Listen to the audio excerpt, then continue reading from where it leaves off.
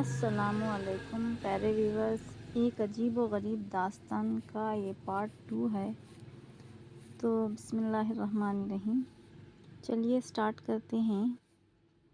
ایک رات جب سہیل اپنے کمرے میں تنہا تھا اور وہ نشا کے تصور میں غرق تھا، ماضی کی خوبصورت یادیں اس کے ذہن میں ایک ایک کر کے ابھر رہی تھیں، جیسے پردہ سمیع پر کوئی ظلم چل رہی ہو۔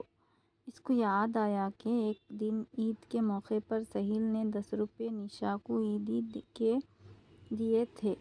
یہ وہ زمانہ تھا جب سہیل کے گھر کے آسمان پر غربت اور ناداری کی گھٹائیں پوری طرح چھائی رہتی تھیں۔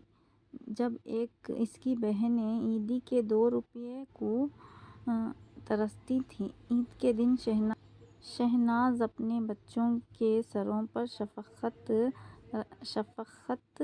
رکھنے کے سوا اور کچھ نہیں کر سکتی تھی۔ عید کے دن جب سہیل کے گھر والے دھلے ہوئے کپڑے پہنا کرتے تھے، اس زمانے میں 10 روپے کی بڑی اہمیت تھی۔ جب اس نے نشا 10 روپے کا نوٹ پکڑایا تو نشا بولی، محترم سہیل صاحب، مجھے عیدی میں پیسے نہیں، آپ کا پیار چاہیے۔ آج کے دن آپ یہ وعدہ کریں کہ آپ کا پیار کبھی کم نہیں ہوگا۔ یہ محبت کا درخت ہمیشہ ہرا بھرا رہے گا اور اس پر ہمیشہ پھل آتے رہیں گے۔ پھل؟ سہیل نے شرارت بھری نظروں سے نشا کو دیکھا۔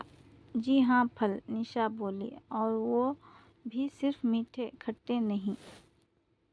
نشا صاحبہ، آپ جانتی ہیں کہ سہیل نے کہا، محبت کے درخت پر جو پھل آتے ہیں وہ 1 2 3 4 بچے ہوتے ہیں۔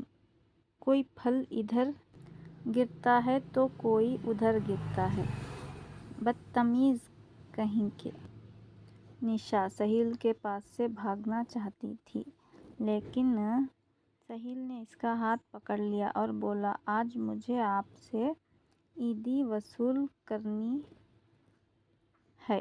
رسم دنیا بھی ہے، موقع بھی ہے، دستور بھی ہے۔ اور یہ کہہ کر اس نے نشا کے رخسار پر اپنے ہونٹ رکھ دیے۔ یہ عیدی زبردستی کی عیدی ہے، نشا نے کہا۔